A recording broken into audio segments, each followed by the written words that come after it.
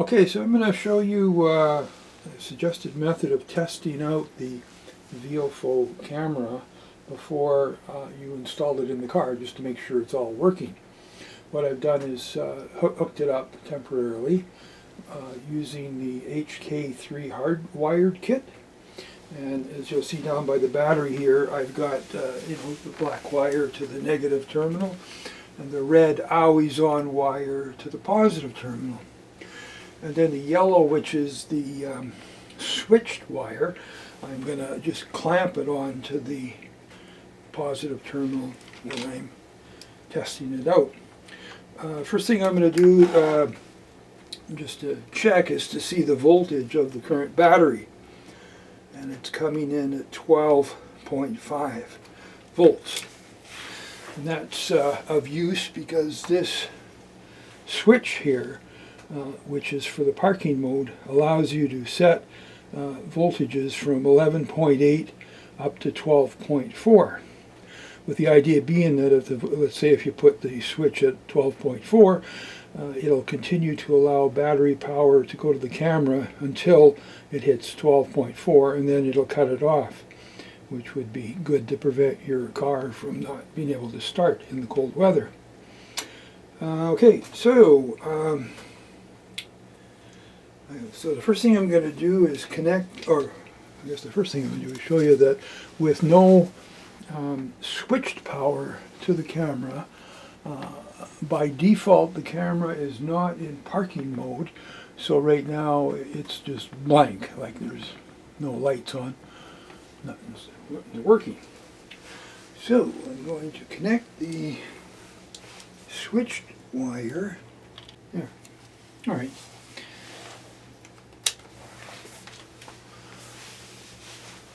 Okay, now.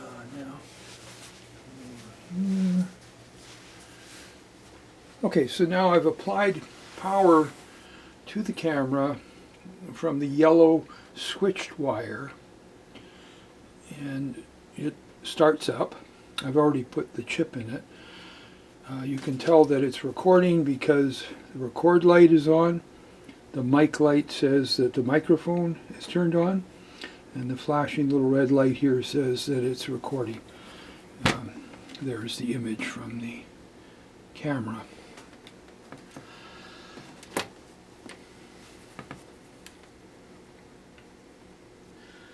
What you're going to want to do is, when you first get the camera, if you're going to be using parking mode, is to go into it and set it for parking mode. You notice the screen went blank. That's because there's a timeout.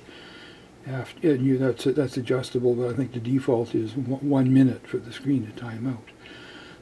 To get into the menu system on the camera, with it in record mode, you're first going to press the record button, which will, I guess I didn't touch it, so I'll try it again. There. I pushed it in and held it. Record is flashing, which is saying I'm in pause mode. You can see that little red light at the top is no longer flashing. So now I'm able to go into the menu system on the camera. To do that, I'm going to push this button here,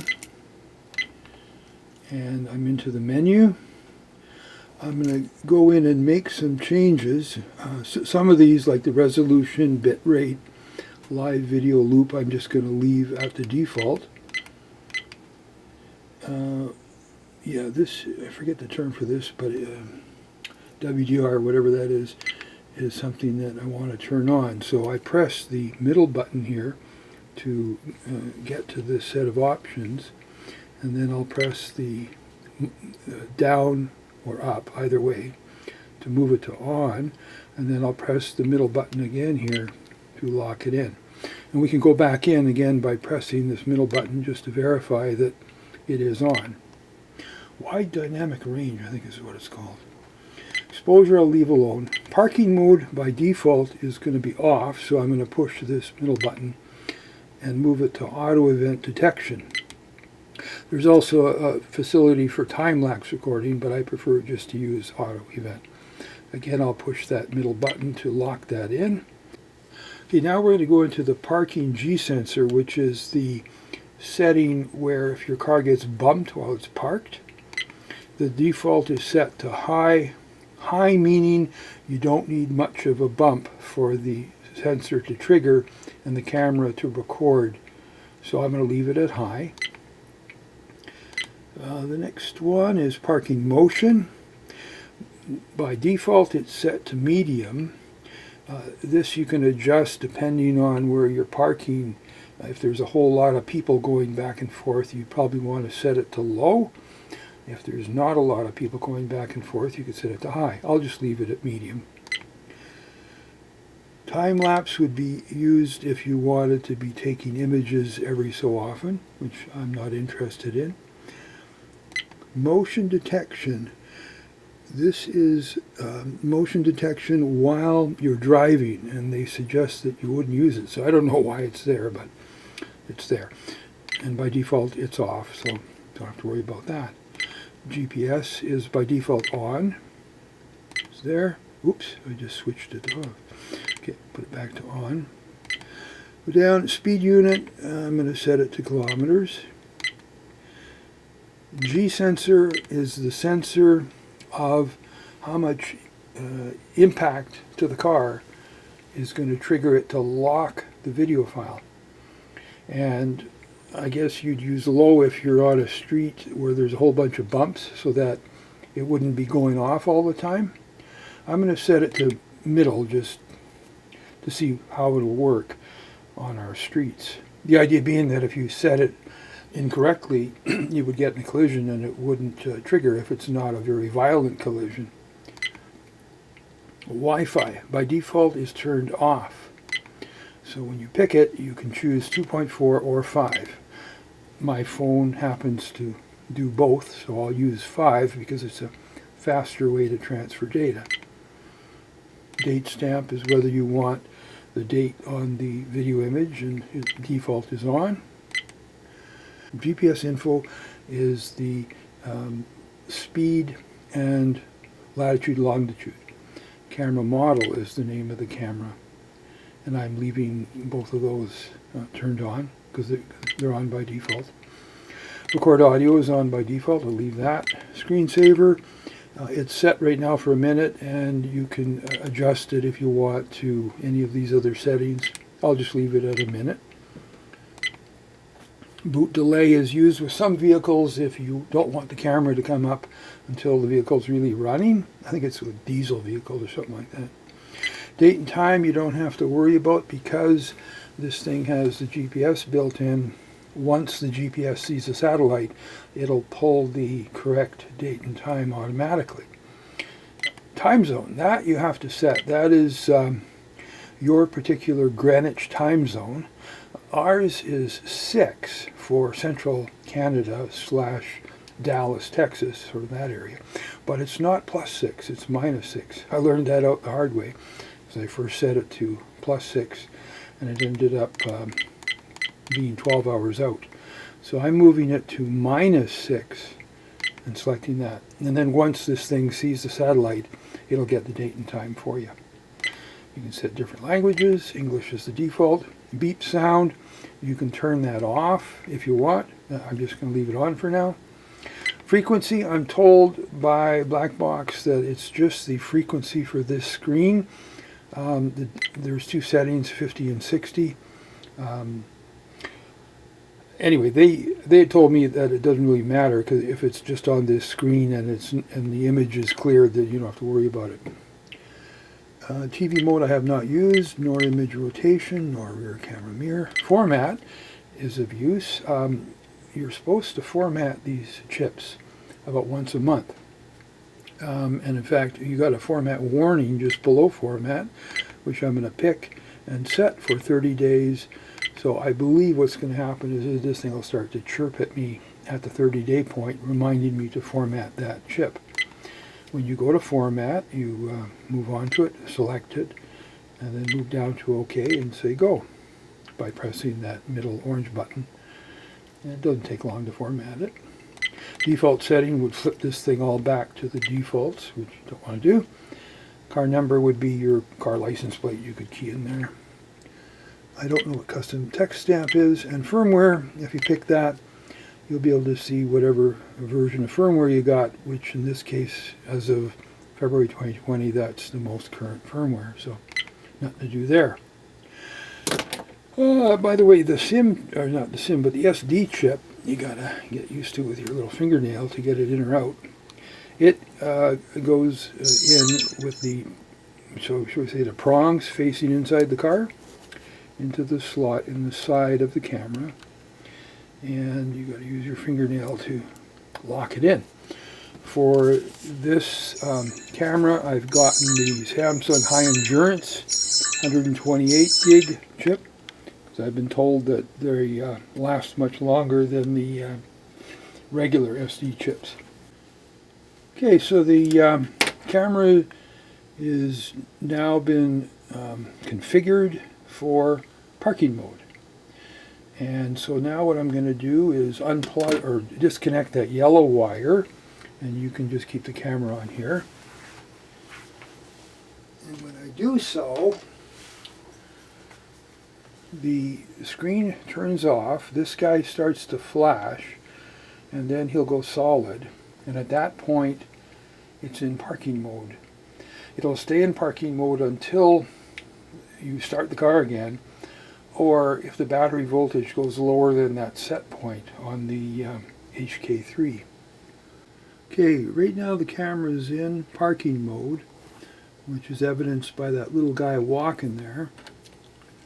This little guy here, and the record light is flashing, saying that it's recording because it's detected motion.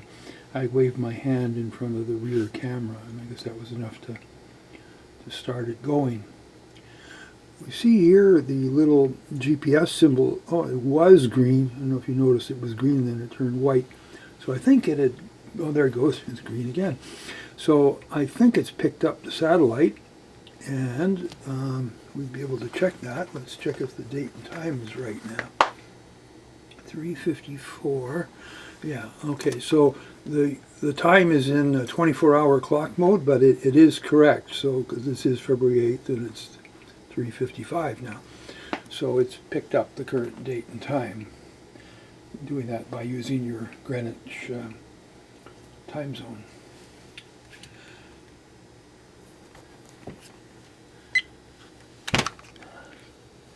Before you, or when you first get the camera, a suggestion is to take off the, I think this is called the GPS base. To take this off, and using a magnifying glass, unless you've got really good eyes, write down the serial number of the camera, because you'll need that when you go to register it at Viofo for the extended warranty. This just clips on like that. And they recommend, or I think they tell you, if you're going to be using the HK3 hardwire kit, don't put the power into the GPS base, but instead put it in the side of the camera. But again, I've seen another post on the web that said you could put it in here, but whatever. Better to put the power in here, and of course this is for the rear camera. I'll show you going into the smartphone app. So we're going to press this button first to turn the screen on, and then we're going to push and hold record so that this guy starts to flash, and that puts it into pause mode. And now I'm going to push and hold this button over here, and you'll see it switches into Wi-Fi mode, maybe. The reason I say maybe is I have had issues with their app or the camera, I don't know which, where I would switch it into Wi-Fi mode, which you can tell it's in Wi-Fi mode because of that little Wi-Fi symbol there, and yet I couldn't connect to it, so whatever. In my smartphone, I'm going to go into Connections and Wi-Fi, and then pick 5G, Viofo, whatever, and the default password is 12345678. I'll just show password. I got it right. Okay, and connect. And if you're lucky, it'll connect and work, but it sometimes doesn't do it. Once it connects, I pick the Viofo app. You can dismiss this internet may not be available thing. So I pick the Viofo app, and then I pick connect to your camera, And I'm lucky, it connected. When it connects, even though you had turned off recording, it throws it back into recording. So the first step is to turn off recording. And when you do that, you can then choose one of these two options. This guy here lets you see the files that it's already recorded, which are all here. And of course, they're just junk files because I don't have the camera aimed outside the car. The other thing, and when you have the files here, you can choose to have them downloaded to your phone. So let's say I pick this particular file and I choose the download icon here, and it'll download the file. And at the 5 gigahertz, it's not too bad. But mind you, these are the parking mode files, so they're fairly small. They're like 42 meg. The timed files get much larger. So, and if you had any locked files, which I don't have any, if you had any locked files, they would show on this screen. The locked file would be like where you were in a collision or something. The other setting besides seeing your files is you can go into settings. And in there you can go down. Here's one thing I'm going to change from the phone. I forgot to do it when I showed you the camera. Is I'm going to change the loop recording from 1 minute to 2 minutes. And it'll double the size of the file being recorded, but it makes for less files, so you wouldn't have to be hunting through as many files if you're looking for whatever it is you're looking for. Again, this is the motion detection for while you're driving, and I have no idea why it's there because they tell you don't use it, so okay. And there's your time zone, Greenwich, in our case, -6 for central US and Canada. Time synchronization you don't have to worry about because as soon as the GPS connects to the unit, it'll synchronize automatically. And the rest of these are, as we saw, within the camera menu. So you could set up the camera in here, but the first thing you'd have to do is go into the camera like I did by pressing record and then this 3-line button. The first thing you have to do is do that and go in and turn on which Wi-Fi you wanted, because by default it has Wi-Fi turned off, which is rather dumb, but whatever. Now it's still chirping away to say, hey, you've got me in pause mode, and you can see this middle red light is now on saying, and you're in Wi-Fi mode. And they tell you don't go using Wi-Fi while you're driving because it'll affect the bit rate. So I'm going to turn off Wi-Fi by again pushing and holding this button here. And the little red line goes through the Wi-Fi. And then I'm going to turn record back on by pressing record. So now it's again in parking mode right now. And let me see. It's in parking mode. So now I'm going to reapply power to it as if I had started the car.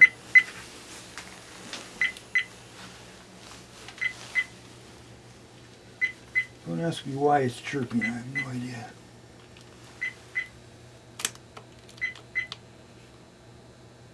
There. Go back to the camera. So now it's back to regular driving mode, recording things as you move along. Like I wave my hand here, there's your rear camera. And I move my hand here, and here's your front camera. So again, the idea of doing this bench setup is just to make sure that the whole thing's working, so you don't spend half a day putting it in to find out something's broken. And then also you can play with it to try the different functions. At least in our climate, it's a lot better to do it in the warm rather than out in the cold. So that's it. Hope it's of use to you.